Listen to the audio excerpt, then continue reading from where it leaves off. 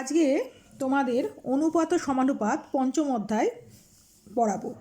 এর আগে তোমরা অনুপাত সমানুপাত শিখেছো এবং তার অঙ্কও করেছো, তবুও আমি একবার বলে দিচ্ছি যে অনুপাত কাকে বলে।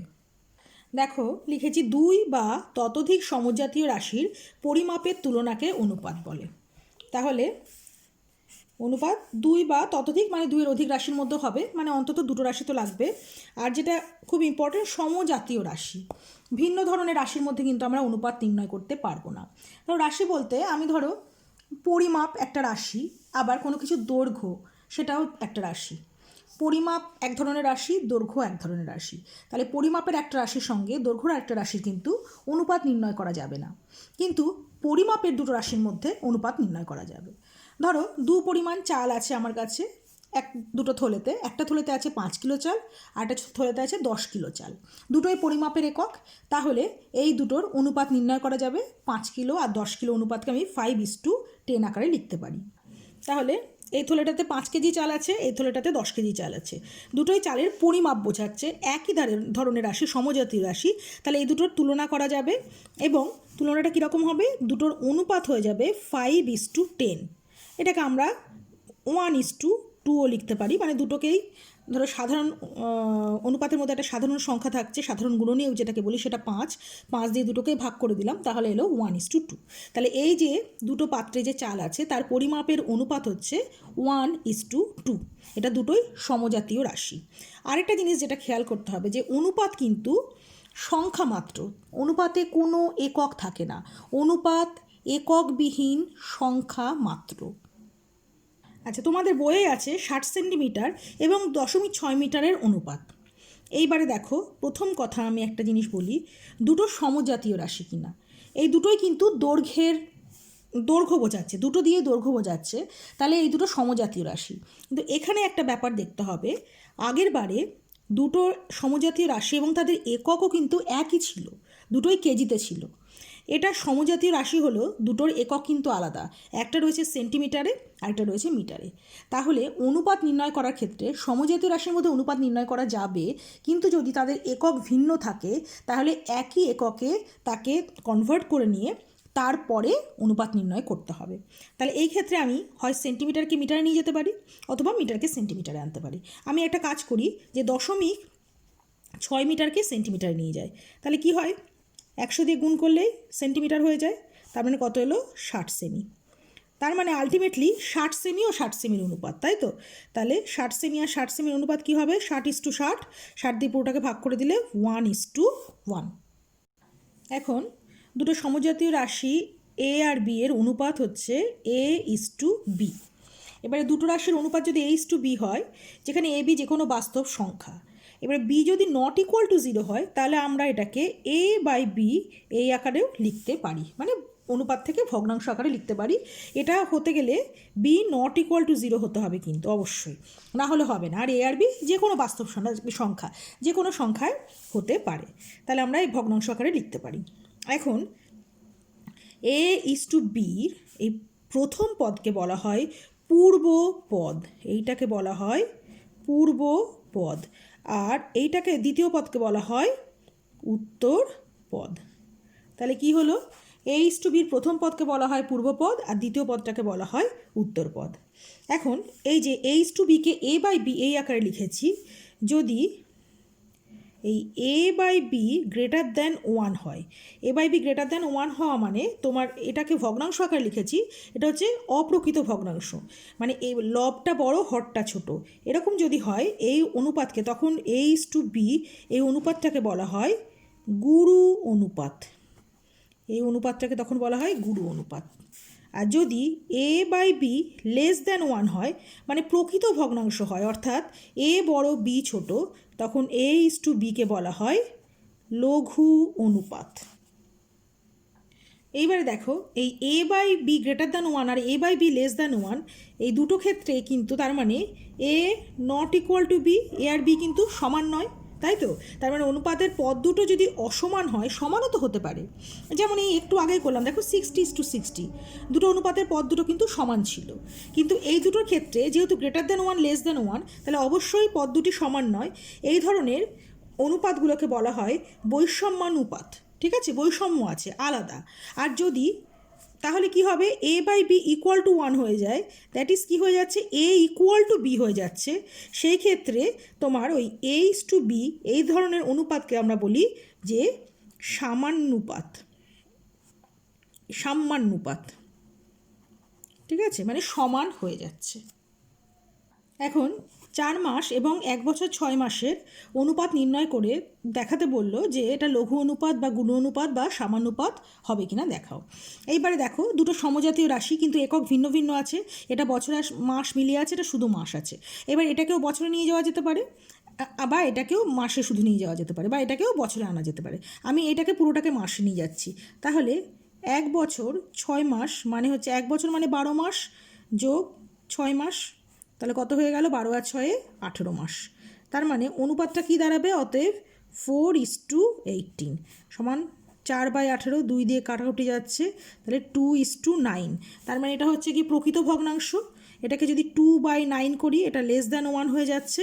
তাহলে অতএব অনুপাতটা কি হয়ে যাচ্ছে, অনুপাতটি হয়ে যাচ্ছে লঘু অনুপাত। অনুপাতটা হয়ে গেল লঘু অনুপাত। এইবারে যদি আরও জানতে চাই যে অনুপাতের পূর্বপদ কত, তাহলে অনুপাতের পূর্বপদ 2 আর উত্তরপদ কত, উত্তরপদ 9। এইবারে ধরো আবার লিখছি এ ইস টু বি, মানে এ আর বি এর অনুপাত। এ ইস টু বি যদি যেমন অনুপাত, তেমনি উত্তরপদ আর পূর্বপদ চেঞ্জ করে অনুপাত তৈরি করতে পারি। বি ইস টু এ, মানে এটা হচ্ছে পূর্বপদ, এটা উত্তরপদ হয়ে গেল, এটাও একটা অনুপাত। এই দুটো অনুপাতের মধ্যে সম্পর্ক আছে কীরকম, যে এই অনুপাতটার ব্যস্ত অনুপাত হয়ে যাচ্ছে এইটা, এই অনুপাতটার ব্যস্ত অনুপাত হয়ে যাচ্ছে বি ইস টু এ। অপরপক্ষে বি ইস টু এর ব্যস্ত অনুপাত হয়ে যাচ্ছে এ ইস টু বি। তা এটাকে হচ্ছে উল্টে যাচ্ছে আর কি। তাহলে এ ইস টু বি এর ব্যস্ত বা বিপরীত, একই, ব্যস্ত বা বিপরীত অনুপাত কি হয়ে যাবে, বি ইস টু এ। এইবারে আরেকটা জিনিস জানতে হবে, সেটা হচ্ছে যৌগিক অনুপাত। যৌগিক অনুপাত একাধিক অনুপাতের নির্ণয় করা হয়। ধরো এ ইস টু বি একটা অনুপাত রয়েছে, সি ইস টু ডি একটা অনুপাত রয়েছে, ই ইস টু এফ একটা অনুপাত রয়েছে, আরও থাকতে পারে। তাহলে এদের যৌগিক অনুপাত কেমন হবে, এদের যৌগিক অনুপাতও, যেহেতু অনুপাত বলছে তাহলে একটা নতুন অনুপাত তৈরি করবে, এদের যৌগিক অনুপাতও একটা নতুন অনুপাত তৈরি করবে। সেই যেহেতু প্রত্যেকটা অনুপাত দুটো করে পদ নিয়ে আছে, তাহলে যৌগিক অনুপাতটাও দুটো পদ নিয়ে হবে। যৌগিক অনুপাতের প্রথম পদ হবে বা পূর্বপদ হবে এই প্রত্যেকটার প্রথম পদ বা পূর্বপদের গুণফল, তার মানে A into C into E. অনুপাত কি হবে, এদের উত্তর পদগুলোর গুণফল, মানে B into D into F. তার মানে ইকুয়াল টু বলতে পারি A C E is to B D F. এদের যৌগিক অনুপাত এইটা হয়ে যাবে।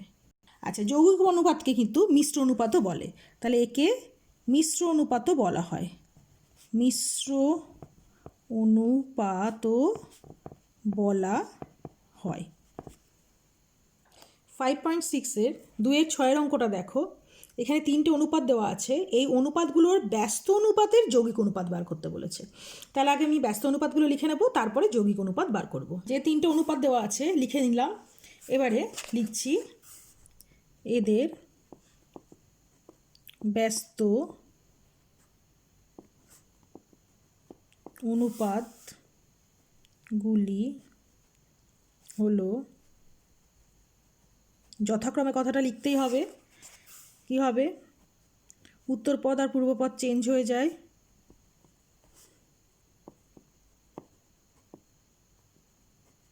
এবং X Y by Z is to Z square. ব্যস্ত অনুপাত লেখা হয়ে গেল। এবারে এই অনুপাতগুলো যৌগিক অনুপাত বের করতে বলেছে, তাহলে লিখি এখন এই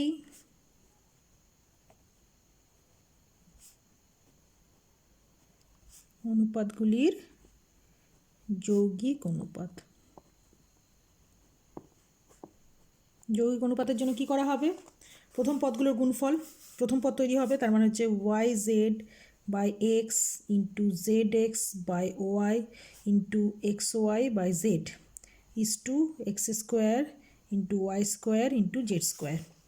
x x y y z z cancel হয়ে গেল, তাহলে উপরে পড়ে থাকলো আর x Y z is to x square y square z square equal to x Y z by x square y square z square. একটা এক্স করে কেটে গিয়ে উপর পড়ে থাকলে 1 by X Y Z equal to 1:2 X Y Z.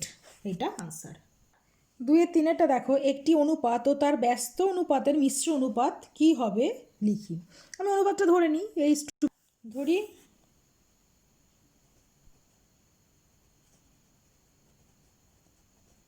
অনুপাতটি A:B। তাহলে এর ব্যস্ত অনুপাত কি হবে,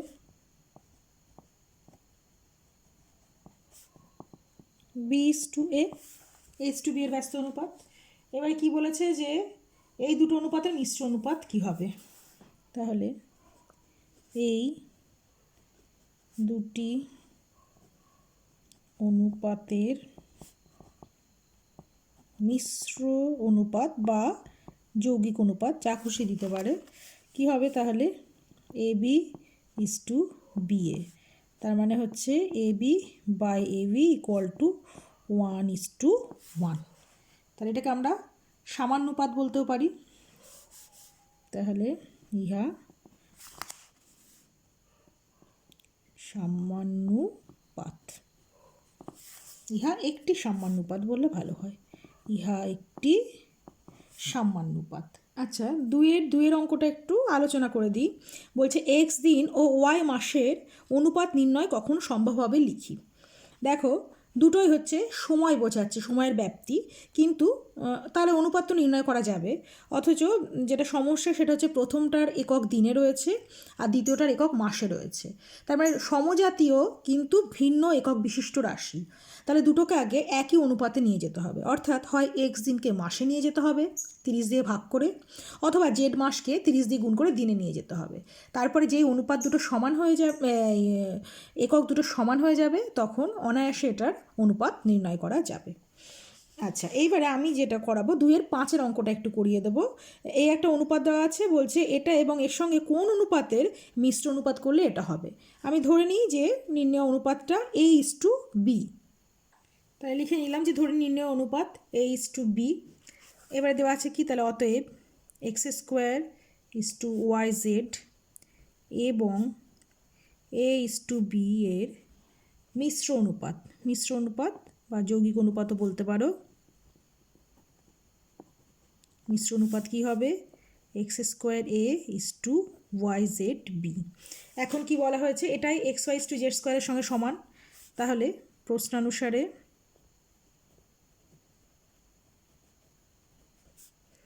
x²A:yzb equal to xy:z², or x²A/yzb equal to xy/z²। এখানে কেটে গিয়ে একটা x থাকবে, এখানে z কেটে গিয়ে একটা z থাকবে, তাহলে or A/b equal to y into y মানে y²/xz। অতএব A:B equal to y²:xz।